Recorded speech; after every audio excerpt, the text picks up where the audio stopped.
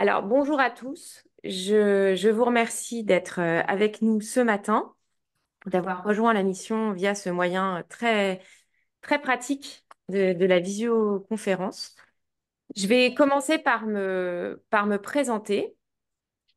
Donc, je suis Séverine Couvreur. J'ai repris récemment la tête de la mission Coteaux, Maisons et Caves de Champagne Patrimoine Mondial à la suite de Pierre-Emmanuel Tétinger, qui m'a laissé la main après une élection aussi au conseil d'administration le 5 juillet dernier. Alors, j'ai un lien fort avec, bien sûr, le milieu viticole, puisque je suis moi-même vigneronne avec mon mari. Nous avons repris une exploitation il y a de ça plus de 10 ans à Rilly-la-Montagne, sur la montagne de Reims. Mm. Et je me suis régulièrement impliquée au sein de la filière Champagne, aussi bien au groupe des jeunes vignerons que au sein du syndicat général des vignerons en tant qu'élue du territoire. Pendant 10 ans, j'ai été également présidente de section de Rilly-la-Montagne. Et puis, j'ai aussi, sur la partie plus énotourisme, créé un petit événement énotouristique à Rilly-la-Montagne qui s'appelle Les Secrets du Petit Bonhomme. Donc, comme vous voyez, je me suis particulièrement investie cette profession et pour ce territoire. Et je continue aujourd'hui, donc à la tête de la mission, mais également à la tête de la commission des viticultrices de Champagne au sein du syndicat général des vignerons, pour avoir toujours un pied aussi au plus près des professionnels du Champagne, en tout cas pour la famille des vignerons. Mais je suis à l'écoute très attentive, bien sûr aussi, des négociants de champagne, puisque j'ai la chance aussi de faire partie de la commission aval. Et donc, je peux être au contact direct de mes amis, les maisons de champagne. Et au sein de la mission, de toute façon, nous sommes au service de la filière en général. Donc ça, c'était pour ma présentation rapide sur pourquoi ce lien et pourquoi mon arrivée ici. Au sein de la mission, Pierre-Emmanuel aussi m'avait fait monter rapidement dans les instances pour m'occuper au début de la partie tourisme. Et puis ensuite, il m'a confié la vice-présidente du conseil scientifique pour toute la partie environnement et biodiversité, ce qui m'a permis de monter en puissance sur un certain nombre de sujets, notamment d'aménagement de territoire.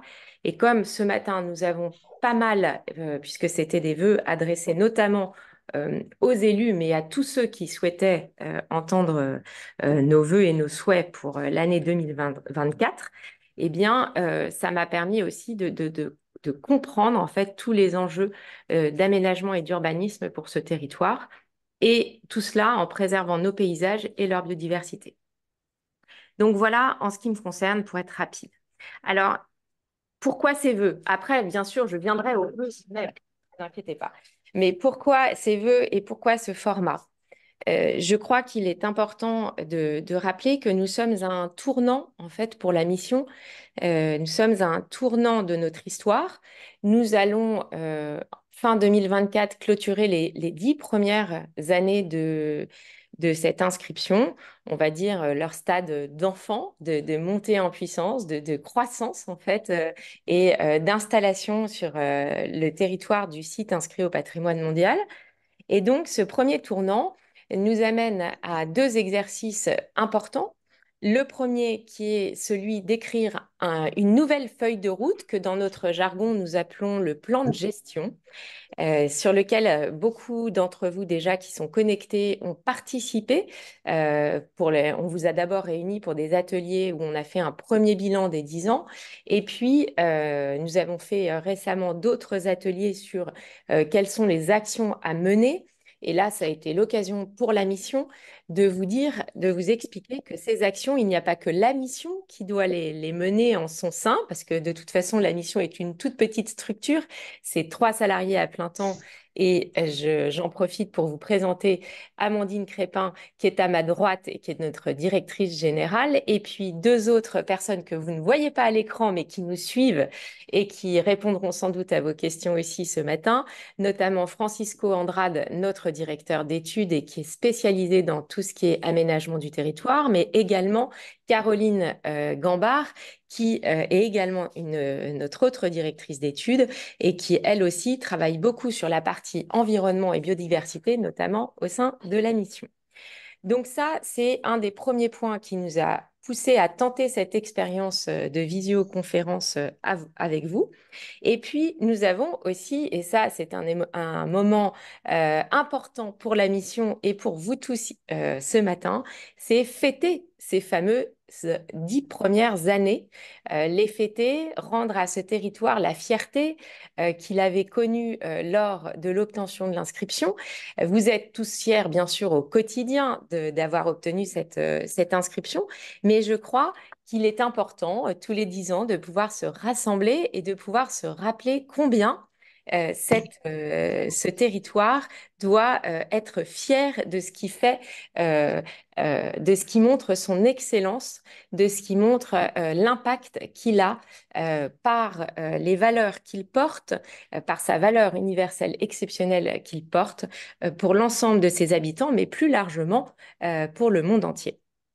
Sans être trop grandiloquent, bien sûr, mais c'est une reconnaissance qui est quand même internationale, donc il faut le souligner. Alors, le moyen de la visio, c'est justement pour aller au plus près de vous, pour pouvoir vous rencontrer le plus facilement possible. Et parce que nous recouvrons un territoire inscrit qui rassemble dans sa zone d'engagement 320 villes et villages, 320 communes. Et donc, comme vous le voyez, c'est un territoire vaste et il s'avère que la mission a le devoir de vous amener l'UNESCO au plus près de vos attentes, au plus près de vous. Et donc, on s'est dit que ce moyen de la visioconférence était vraiment idéal. Et nous allons, lors de ces vœux, vous rappeler justement, et ça c'est Amandine Crépin à qui je vais très vite passer la parole, va vous rappeler justement aujourd'hui les bases de cette inscription pour que nous partions tous sur cette année 2024 avec un socle commun de connaissances sur cette inscription. Je soulignerai que ce matin, nous enregistrons ces vœux. Donc, si jamais vous avez des amis maires, des personnes qui représentent, qui sont acteurs de ce territoire, eh bien, n'hésitez pas à leur dire d'aller sur notre chaîne YouTube pour revoir ces vœux et pour pouvoir s'informer sur ces bases de cette inscription. C'est l'occasion. J'en profite également pour remercier les membres du conseil d'administration, notamment là, je l'ai en face de moi, Alexandra Pereire de Nonancourt qui s'est connectée et bien d'autres qui sont en ligne. J'ai cru voir Olivier Devron, j'en ai vu d'autres. Eh bien, merci à eux de s'être connectés et à bien d'autres acteurs qui ne sont pas qu'élus de ce territoire, mais qui sont bien aussi partie prenante de l'aménagement de ce territoire donc, et de sa protection. Donc, merci à vous tous de vous être connectés. Alors, juste avant de passer la parole à Amandine, j'aimerais donc enfin vous présenter mes meilleurs vœux pour cette année 2024, que ce soit une année où vous n'hésitiez pas à nous interroger, notamment par ces petites visios, car celle-ci est une première, mais que nous comptons bien démultiplier tout au long de l'année 2024 et bien plus encore sur les années à venir, car il nous semble important de pouvoir revenir sur un petit format d'1 heure au plus près de vous pour vous expliquer certains sujets, certaines actions qu'on peut mener qui peuvent parfois ne pas sembler évidentes ou sur lesquelles vous auriez des questions. Et donc, c'est pour ça que nous allons démultiplier ce format. Je pense notamment, par exemple, bientôt, nous reviendrons sur 1 heure sur l'aménagement du territoire et les énergies renouvelables, parce qu'il nous semble important de pouvoir vous apporter notre vision et en débattre avec vous. Donc, je vous invite vraiment à suivre cette activité. Donc, mes vœux, c'est principalement des vœux d'échange, de partage pour cette année 2024 et de construction de notre anniversaire des 10 ans, euh, tous ensemble. Alors, en parallèle de ça, c'est un point de vue très, très pratico-pratique. Vous avez le chat pour déjà nous indiquer les points que vous souhaiteriez voir traités dans ces fameux petits formats d'1 heure en vidéo. Voilà, les points futurs que vous aimeriez voir traités, qui pourraient vous aider dans votre gestion au quotidien de ce territoire ou de la partie du territoire dont vous avez la responsabilité. Et puis, à la fin de l'intervention d'Amandine sur les bases de notre inscription, vous aurez aussi un temps de questions-réponses pour que nous soyons, pour que nous répondions à vos questions. Voilà. Eh bien, écoutez, je passe sans plus attendre la parole à Amandine Crépin et je vous remercie encore d'être ici présente ce matin. Merci à vous tous. Merci, Présidente. Alors, je vais commencer par vous représenter les fondamentaux de l'UNESCO, mais très rapidement pour que vous puissiez apprécier le périmètre d'action de cette mission Coteaux-Maison-Cave de Champagne. Alors, l'UNESCO, c'est l'Organisation des Nations Unies, donc un organisme international qui a été créé après-guerre en 1946 pour fédérer, faire avoir du progrès sur le plan de l'éducation, de la science et de la culture. À cette époque, on cherche hein, à instaurer la paix au-delà des simples échanges économiques et vraiment de faire dialoguer les peuples pour qu'ils se connaissent et qu'on ne retourne pas dans des situations des deux dernières Secondes Guerres mondiales. L'UNESCO est d'ailleurs installé à son siège à Paris. Donc on est très très proche hein, de cette organisation des Nations Unies. Alors, quand on dit UNESCO, donc on comprend que c'est l'instance officielle. Eh bien, nous, en Champagne, nous ne sommes pas l'UNESCO. Nous sommes le point focal, le correspondant de cette organisation internationale parce que nous défendons un site qui a été inscrit sur la liste du patrimoine mondial. Ça, c'est un des programmes et certainement le programme le plus connu que propose l'UNESCO. Vous le voyez à l'écran, hein, il y a à côté de ça une liste de patrimoine culturel immatériel. On a la collection Mémoire du Monde, les réserves de biosphère, mais qui sont beaucoup moins connues. Et nous, l'action que nous avons obtenue en 2015, c'est bien dans la liste du patrimoine mondial. Donc, c'est un programme. Euh, Pourquoi cette liste a été créée? La liste du patrimoine mondial, elle date hein, de 1972, à une époque en fait où les temples d'Abou Simbel étaient menacés d'être ensevelis pour créer un barrage et donc sauvés par la communauté internationale. Et c'est à ce moment-là quelque part qu'on commence à se dire, mais il y a des patrimoines qui font sens pour l'humanité et que l'on doit préserver. Et c'est là qu'on va voir progressivement dans tous les pays du monde protéger des biens, des chefs-d'œuvre de l'histoire de l'humanité. Et l'objectif, hein, c'est de transmettre ce patrimoine et cet héritage aux générations futures.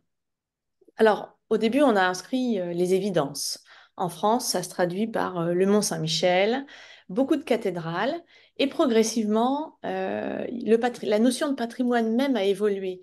On a glissé sur les questions de patrimoine naturel, et au milieu de cette pétrification et de cette naturalisation est venu s'inscrire les paysages. Et donc, la Champagne est inscrite dans cette catégorie qui mêle les deux dimensions, à savoir le patrimoine naturel, un socle naturel, et l'action de l'homme qui va construire un paysage culturel emblématique. Chaque site du patrimoine mondial est porteur d'une valeur universelle exceptionnelle. Alors qu'est-ce que c'est? C'est une valeur en fait qui confère à un site une position si exceptionnelle qu'elle transcende les frontières nationales. Et c'est bien ce qui a été reconnu à la Champagne de porter un témoignage de la civilisation du vin, le vin effervescent, l'invention de la méthode champenoise, et aussi un vin qui a généré une organisation de l'espace très particulière, tant dans le paysage que dans les constructions bâties, et même dans sa dimension immatérielle, puisque le champagne veut dire quelque chose, que ce soit dans les grands moments de célébration, ou les moments familiaux, ou même dans les représentations artistiques. Alors, ce patrimoine mondial, il est, euh, il est tous les ans regardé précisément par un comité international qui réunit 25 pays qui sont élus pour organiser, inscrire, mais aussi suivre les états de conservation. Euh, Être inscrit au patrimoine mondial, vous l'avez compris, ce n'est pas donc uniquement un label, c'est un peu plus que ça, et même beaucoup plus que ça, puisqu'en fait, c'est un engagement de l'ensemble des acteurs du territoire, de l'ensemble de l'État français, mais aussi de la communauté internationale, pour le voir reconnaître et transmis aux générations futures. Pour un territoire comme le nôtre, bah, c'est un moment historique quand même dans l'histoire de la Champagne qui restera. Et donc aujourd'hui, nous ne sommes que passeurs en fait, passeurs à un moment donné bah, de cette histoire collective au profit des générations futures. Être inscrit au patrimoine mondial, ce n'est donc pas un projet de développement touristique à outrance, mais c'est bien un projet durable de développement de la filière et de nos territoires. Parce que rien n'est acquis quand on est inscrit au patrimoine mondial. Tous les ans, nous sommes observés, nous devons rendre des comptes. Et donc, il se peut que sur notre chemin, nous aurons des réponses à apporter sur des sujets, sur des sujets d'enjeu. Et il arrive que des inscriptions soient retirées à des pays, on pense à l'Angleterre, on pense à l'Allemagne et à d'autres, ou bien d'être placées sur des listes en péril. C'est pourquoi notre mission principale, elle se divise en deux grandes actions. La première, ben, bien sûr, ça paraît évident, c'est de protéger le bien qui nous a été confié. Et le second, c'est de le faire vivre, mais c'est aussi de mieux le partager pour développer des expériences, des compréhensions auprès des visiteurs, mais aussi auprès de nos habitants. Donc ici, le travail de la mission, c'est de rassembler les professionnels du vin et de la vigne, de rassembler les acteurs, les habitants, pour préparer notre avenir et construire un projet. En France, le patrimoine mondial, c'est 52 biens. Donc c'est très peu hein, quand on regarde la liste des monuments historiques, par exemple, où on a plus de 40 000 biens inscrits. C'est très rare. Donc c'est vraiment une chance, puisqu'à l'échelle du monde, on a même pas 1200 sites pour 193 États qui composent la communauté internationale. Donc c'est une réelle chance. Et donc je voulais qu'on prenne quelques minutes pour partager en fait ce moment historique qui a vu inscrire la Champagne et réécouter un petit peu les réactions de nos acteurs du territoire, mais aussi de l'ambassadeur et de Pierre Cheval il y a maintenant presque 10 ans, le 4 juillet à Bonn.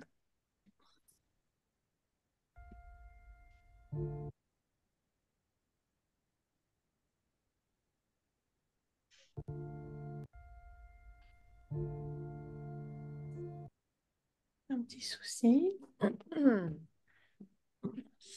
Ah, tu veux le mettre en plein écran? Je voulais vérifier que le son... Vous allez me dire si vous entendez le son.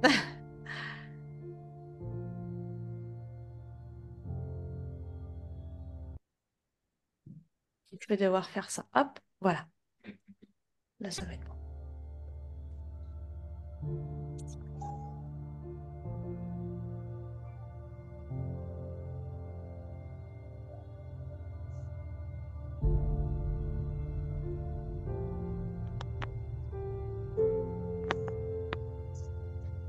Nous sommes heureux. Pas de son. Ah. Le son est bon.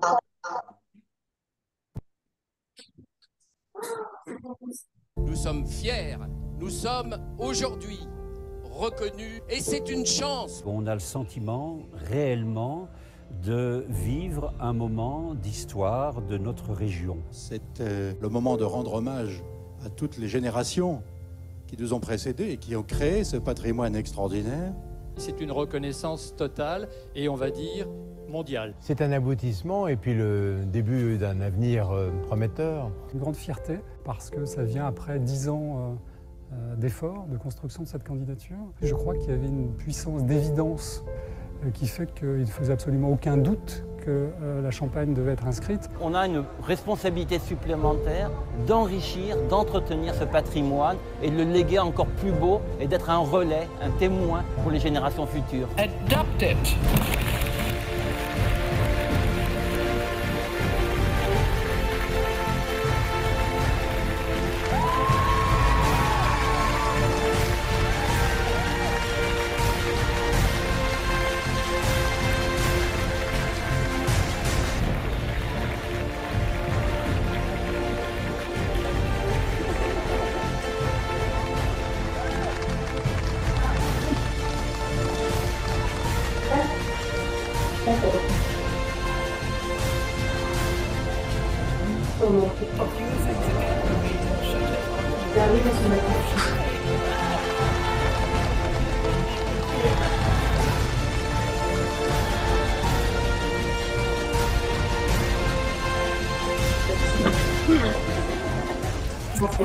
pour la France ce soir.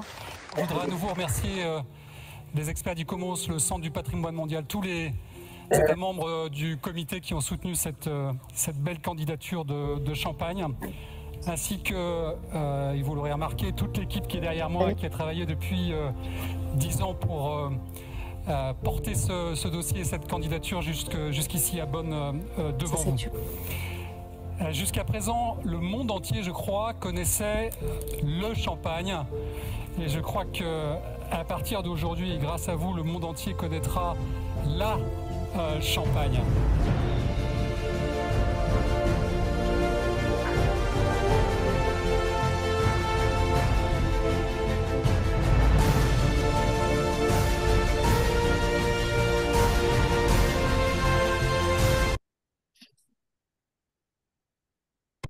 Non. Madame la Présidente, la décision d'inscrire sur la liste du patrimoine mondial les coteaux, maisons et caves de Champagne va droit au cœur des femmes et des hommes de Champagne qui sont fiers, en ce moment, après tant d'années de travail et d'espérance partagées par tous les acteurs du territoire, de voir la valeur universelle exceptionnelle de leur patrimoine commun reconnue au même titre que les sites les plus prestigieux de la planète. Ils vous en expriment leur gratitude et vous apportent leur engagement total à contribuer en retour au succès de l'UNESCO pour faire grandir l'humanité. C'est un moment historique pour la Champagne qui s'inscrit dans la longue histoire des Champenois, soucieux de préserver et de poursuivre leur marche collective, notamment par leur obstination à surmonter les obstacles nés des éléments naturels hostiles ou de la folie destructrice des hommes. L'image symbolique du champagne vint de la célébration, de la réconciliation, du bonheur et de la paix, confère à cette décision d'inscription une dimension toute particulière qui dépasse la simple ambition de préservation d'un bien, fût-il exceptionnel. L'actualité, nous l'avons vu, nous confirme malheureusement que même notre patrimoine le plus emblématique n'est pas à l'abri des pires destructions. Tel a été, jusqu'à un passé récent, le destin de la Champagne, où périodiquement toutes les armées du monde sont venues régler leurs comptes. Elle s'en est toujours relevée. C'est aussi cette dimension de la renaissance et de la fraternité entre les peuples que l'UNESCO a voulu distinguer dans un formidable message d'espoir. Oui, à l'image du champagne qui célèbre la fraternité, l'harmonie des peuples est pour l'humanité une valeur universelle fondamentale. Oui, être inscrit au patrimoine mondial est une grande chance pour la Champagne de participer au rapprochement des peuples par la culture. Oui, tout simplement. Être heureux et le célébrer est légitime dans notre monde d'aujourd'hui. Voilà, Madame la Présidente, le message précieux pour les hommes de ce siècle que délivre l'inscription aujourd'hui des coteaux, maisons et caves de Champagne au patrimoine mondial. Alors oui, j'ose le dire, osons le dire tous ensemble, bonheur et champagne pour tout le monde. Merci. Merci. Merci. Merci. Merci. Merci. Merci.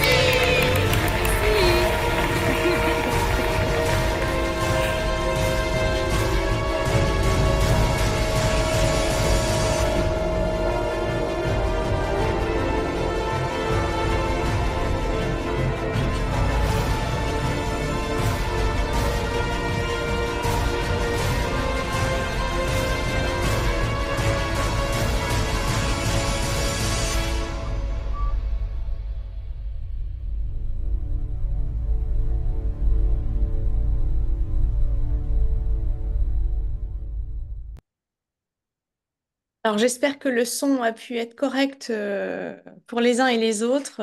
En tout cas, on ne se lasse pas en fait de revivre ce moment et d'entendre un Pierre Cheval qui a à Bonn énoncé un discours fondateur pour nos travaux. On va peut-être repréciser en fait les thèmes qui ont été retenus par l'UNESCO et le nom, l'intitulé de notre inscription.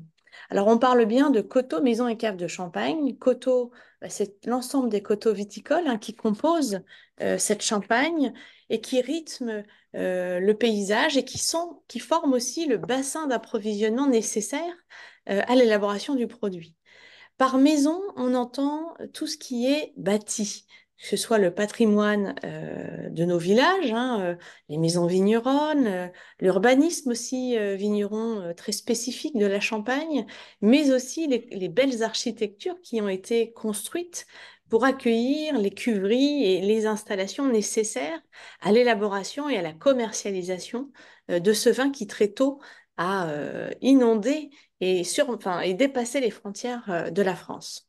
Et puis cave parce que cette inscription, elle revêt une dimension souterraine très importante avec des kilomètres de réseau, que ce soit de crayères ou de caves.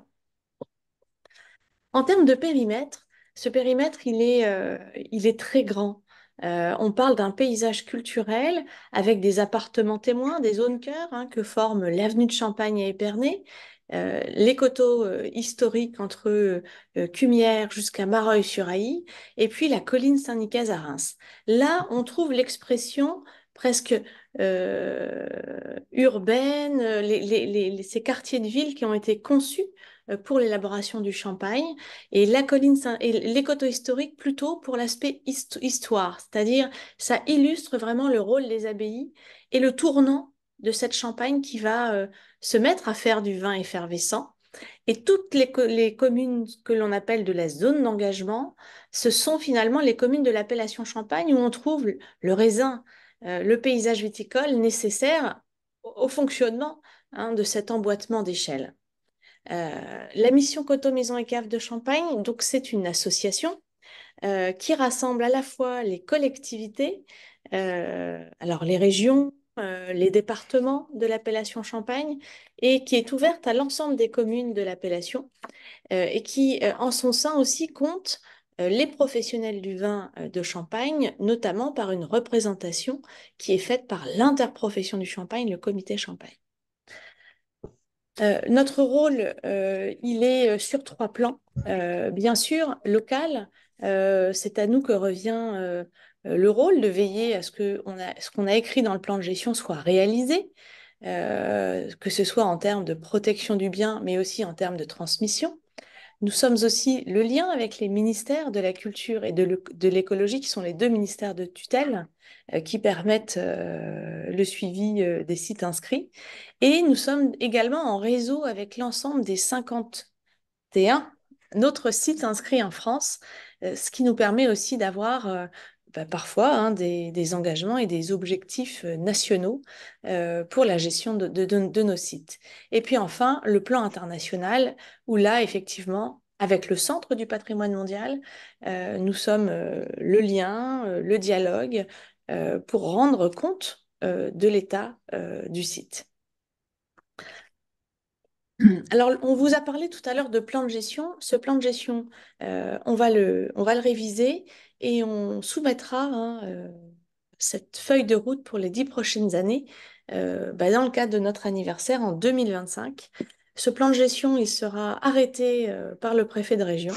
Et donc après, en tant qu'élu, vous aurez à le considérer, à le prendre en compte dans l'élaboration de vos documents d'urbanisme notamment. Mais on aura bien sûr l'occasion d'y revenir plus longuement ensemble. Le cœur de notre action, c'est bien sûr de préserver, de renforcer les mesures d'accompagnement et de protection. C'est aussi d'avoir une approche durable. Et donc, c'est ce qui est fait depuis maintenant 3 années dans la feuille de route. Et ce matin, on voulait vous parler notamment de la charte éolienne. En termes de préservation, en fait, il y a quelques années, tout de suite après l'inscription, c'est un des sujets qui a été abordé rapidement. Et donc, l'UNESCO nous a demandé de réfléchir et d'essayer d'encadrer, de guider les développements éoliens.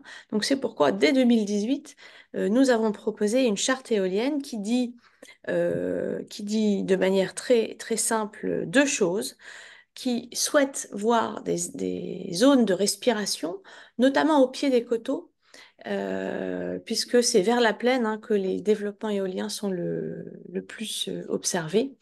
Et ensuite, elle émet des recommandations pour les 10 km suivants. Aujourd'hui, très rapidement, quand on regarde l'état du développement éolien, il est très impactant et très fort sur notre région. Et c'est pourquoi il nous avait semblé nécessaire d'avoir ce guide de recommandations pour que vous sachiez collectivement être vigilants sur ces sujets de l'éolien. Pour illustrer ce propos, quelques chiffres. La production, la puissance éolienne dans le Grand Est, ben, c'est 21% de la puissance totale française. Il faut savoir que 50% des éoliennes françaises sont installées chez nous, Grand Est et Hauts-de-France, et que on compte à proximité du paysage culturel viticole de la zone d'engagement, proximité immédiate. Aujourd'hui, à l'heure où je vous parle, 1293 éoliennes construites ou autorisées. Donc ça veut dire qu'elles ne sont pas toujours forcément encore construites, mais en tout cas elles sont autorisées, donc elles vont arriver. Ce qui représente quand même 53% du total des éoliennes de la région Grand Est. Je n'ai pas regardé les chiffres Hauts-de-France, mais au moins pour la région Grand Est. Et qu'à cette même échelle de la région Grand Est, on peut considérer que la zone d'engagement ne correspond qu'à 27% de la superficie de la région. En ce qui concerne la méthanisation et le photovoltaïque, on a déjà aussi une première charte qui a été élaborée tout de suite après celle sur l'éolien. Mais attention, pour la question photovoltaïque, on n'était pas encore aussi avancé qu'aujourd'hui. Et donc, on prépare une sortie pour le mois de février autour de cette dimension du photovoltaïque. On souhaitait aujourd'hui vous illustrer un peu plus et préciser les choses en vous présentant les grands principes que la charte va proposer pour que vous puissiez, en tant qu'élu, aussi apprécier ce qu'on vous demande de faire en ce moment, ce que l'État vous demande, à savoir de définir des zones d'accélération de production d'énergie. Comme ça, vous aurez les grands éléments et les enjeux, au moins autour du paysage viticole, à votre disposition. Les positions qui ont été enclenchées, définies par le conseil d'administration, consolidées par notre conseil scientifique sont les suivants. Elles sont un peu de bon sens. C'est-à-dire qu'on souhaite vraiment favoriser le développement des centrales solaires sur les bâtiments, qu'ils soient résidentiels, tertiaires, industriels ou agricoles, et même en ombrière. Ces projets de centrales photovoltaïques au sol, on affiche une préférence très claire sur les sites déjà dégradés et identifiés par les collectivités territoriales. On identifie sur le collectivité parce qu'on pense que les élus doivent être à la base de l'identification de ces secteurs, puisque c'est quand même de votre ressort que de réfléchir et d'avoir une vision collective d'aménagement du territoire. Pour la mission, il semble impossible de développer des centrales solaires au sol dans des espaces naturels et paysagers sensibles et protégés. Ça, c'est important. Attention, quand on parle de centrales solaires au sol, on ne parle pas d'agrivoltaïsme. Il s'agit bien de toute exclusive, de centrales solaires exclusives. Bien sûr, il est aussi important, dans le cadre de ces développements et plutôt de projets au sol, de préserver les éléments paysagers existants et de ne pas venir annihiler parfois des haies, des arbres isolés, des mares, des bosquets, des qualités paysagères en somme et patrimoniales indispensables à l'état de conservation du bien. Il nous semble aussi important d'encadrer très strictement la dérogation en espace agricole pour les projets agrivoltaïques, en évitant notamment les paysages viticoles remarquables. De la même manière, nous souhaitons vraiment soutenir des projets plutôt à dimension collective, portés par les acteurs locaux et en parfaite synergie, que ce soit avec les collectivités, la filière agricole et viticole. Et enfin, nous considérons que ces projets doivent générer des externalités positives au sens large et que la dimension collective est importante dans les effets positifs que ces projets ont à produire pour répondre à cette transition énergétique. Donc vous avez en tant qu'élu à définir dans les semaines à venir, des zones d'accélération de production d'énergie. Et on voulait vous en profiter ce matin pour vous rappeler quelques éléments. Déjà, c'est une possibilité offerte aux communes, donc ce n'est pas une obligation. Ça, il faut bien le comprendre. Et on vous demande, on vous sollicite de définir des zones de production par filière, c'est-à-dire de regarder si vous souhaitez développer de l'éolien, de la méthanisation et du photovoltaïque. Ces définitions, elles doivent être faites avec la population et être issues de dispositifs de concertation. Ça, on vous le rappelle. L'État a mis à votre disposition des éléments cartographiques, un portail. On a conscience que ce n'est pas évident parce que ça nécessite quand même de manipuler des outils informatiques. En tout cas, vous pouvez retrouver l'ensemble de nos chartes sur notre site internet. J'y reviendrai tout à l'heure, mais si jamais vous ne trouvez pas les cartographies de la mission dans l'outil et le portail de l'État, vous pouvez toujours vous appuyer sur notre site internet pour retrouver les éléments. Et donc, on appelle aux élus de la zone d'engagement à bien se reporter à ce qui est dit dans ces documents pour avoir une démarche vertueuse au regard du paysage viticole. Et enfin, on vous rappelle que cette proposition que vous allez faire, ensuite va être validée et il sera possible après que vous puissiez inscrire dans vos documents d'urbanisme ces zones d'accélération de production d'énergie. Et c'est aussi une occasion pour parfois préciser les mesures d'encadrement de ces projets pour avoir des projets de qualité. Alors, en plus de cette charte sur les ENR, la mission développe et met à votre disposition un certain nombre d'outils. Et on voulait vous signaler un opus sur 40 ans d'histoire de développement durable de la filière champagne qui est intéressant pour comprendre comment la filière s'organise et comment elle envisage son progrès. On a aussi un document très, très intéressant sur la compréhension de l'espace souterrain et sur des mesures très concrètes pour conserver le patrimoine des caves de Champagne. Et enfin, de nombreux outils pour vous, élus, à votre disposition pour traduire les éléments du plan de gestion dans vos documents d'urbanisme. À cela, à côté de ces documents de conseil, bien sûr, on vous propose tout au long de l'année un certain nombre d'actions, les journées internationales de la biodiversité, mais aussi notamment pouvoir venir en commune, vous aider sur des points particuliers, ou encore l'opération Village Écoto-Propre qui est organisée tous les ans au mois d'octobre. Pour le deuxième volet de notre activité, eh bien là, on est beaucoup plus dans comment se mobiliser, comment sensibiliser les acteurs, comment faire rayonner ce territoire. Et donc, je vais très vite passer à des choses concrètes pour que vous puissiez comprendre comment mettre en avant et avec quel outil mettre en avant cette inscription dans vos communes. Déjà, il y a quelque chose de très simple. Vous pouvez, en tant que commune de la zone d'engagement, utiliser notre charte graphique.